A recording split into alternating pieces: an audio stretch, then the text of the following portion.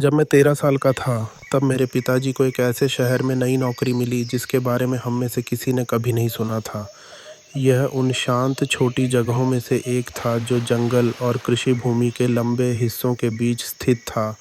एक ऐसा शहर जहां लोग अपने दरवाजे खुले छोड़ देते थे और अजनबियों के लिए हाथ हिलाते थे। शुरू शुरू में तो बहुत शांति महसूस हुई, सुरक्षित है, लेकिन वह हुड में आदमी के आने से पहले की बात थी। यह सब शरद ऋतु के सप्ताहांत में शुरू हुआ। हम अभी अभी अपने नए घर में आए थे। शहर के किनारे पर एक बड़ा 2 मंजिला घर। आप मेरे शयन कक्ष की खिड़की से जंगल देख सकते थे। वास्तव में पेड़ इतने करीब थे कि कभी कभी रात में ऐसा लगता था कि वे झुक रहे हैं, जैसे वे सुन रहे हों।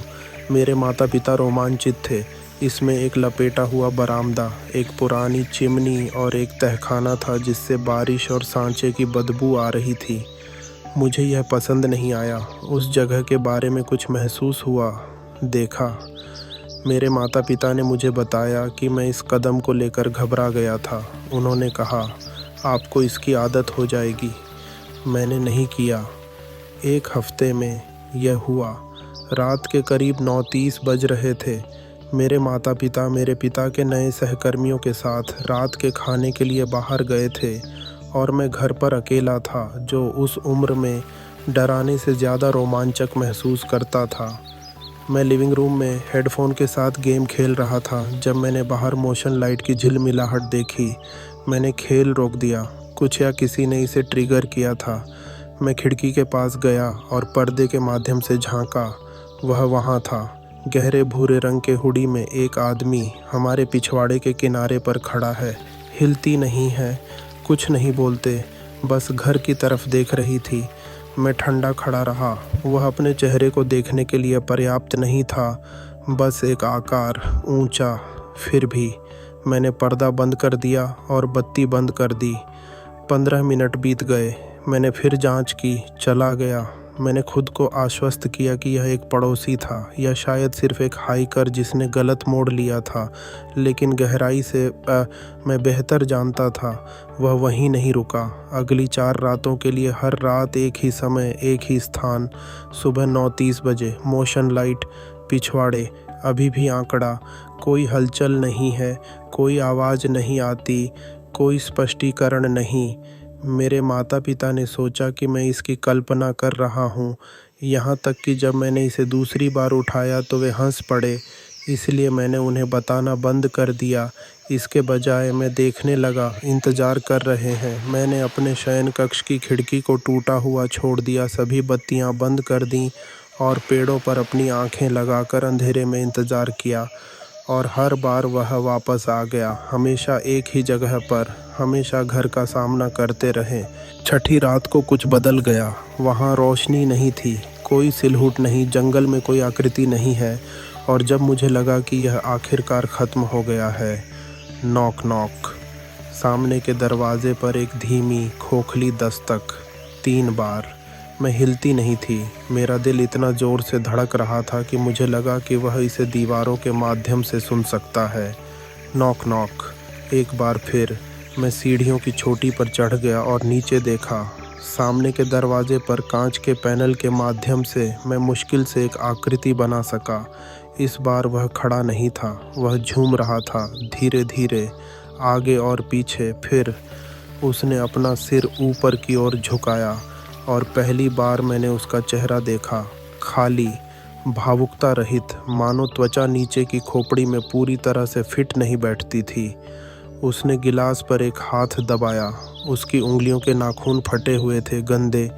उनमें से एक के नीचे खून था। मैं वापस लड़खड़ाया और अपने कमरे में भागा, दरवाज़ा बंद कर दिया और अपनी माँ को बुलाया। माँ ने कोई जवाब नहीं दिया। मैंने अपने पिता को आजमाया, कुछ भी नहीं। आखिरकार मैंने 911 पर कॉल किया। संचालक ने मुझे लाइन पर रहने और किसी भी परिस्थिति में दरवाज़ा नहीं खोलने के लिए कहा, लेकिन जब तक पुलिस पहुंची वह आदमी जा चुका था। पैरों के निशान नहीं हैं, जबरन प्रवेश के कोई संकेत नहीं है, बस एक धुंधला धब्बा जहां उसका हाथ कांच पर था। अधिकारियों ने जंगल की जांच की लेकिन कुछ नहीं मिला। उन्होंने मेरे माता पिता को बताया कि यह शायद एक स्थानीय आवारा या प्रैंकस्टर था, लेकिन मुझे पता था कि यह काम नहीं करेगा। 2 रातों बाद यह बढ़ गया। इस बार यह एक दस्तक नहीं थी, यह एक कॉल थी घर के फ़ोन पर। हमने मुश्किल से इसका इस्तेमाल किया। यह उन धूल भरी लैंडलाइनों में से एक थी जो रसोई की दीवार पर लगी हुई थी। मैंने जवाब दिया, मौन है। फिर सांस लेते हैं, उथला, रास्पी, जैसे कोई सुनने के बावजूद चुप रहने की कोशिश कर रहा हो। फिर आवाज़ आती है, तुम लाइट बंद क्यों करते हो? मैंने फ़ोन रख दिया। मेरा पेट गिर गया। इसका मतलब था कि वह मुझे वास्तविक समय में देख रहा था। वह मुझे देख सकता था, अभी अभी। मैंने घर की हर लाइट चालू की और हर दरवाजे, हर खिड़की को बंद कर दिया। उस रात मुझे नींद नहीं आई। अगले दिन मेरे पिताजी ने बरामदे के नीचे रेंगने की जगह की जांच करने का फ़ैसला किया।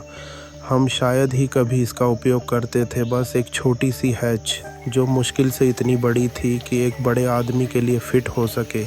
वह पीला और चुप होकर वापस आया। मैंने उससे पूछा कि उसे क्या मिला। वह कुछ नहीं बोला, लेकिन उस रात उन्होंने हैच पर एक ताला लगाया, सभी बाहरी रोशनी को फ्लडलाइट से बदल दिया और अंदर जाने के बाद पहली बार उन्होंने सोने से पहले ताले की 2 बार जांच की। उसे कुछ पता था, वह बस यह नहीं कहना चाहता था। आखिरी बार मैंने उसे देखा, सबसे बुरा था। मैं लगभग 3 बजे एक खरोंच की आवाज़ से उठा। दरवाजे पर नहीं, खिड़कियां नहीं, घर के अंदर से। वह बेहोश हो गया था। सोच विचार कर लें, जैसे ड्राई वॉल के पार नाखून खींचते हुए मैंने नंगे पैर दिल की धड़कन वाली आवाज़ का पीछा किया। यह दालान की अलमारी से आ रहा था। मैंने दरवाजे पर अपना कान दबाया, मौन है। फिर एक फुसफुसाहट, मुझे तुम्हारा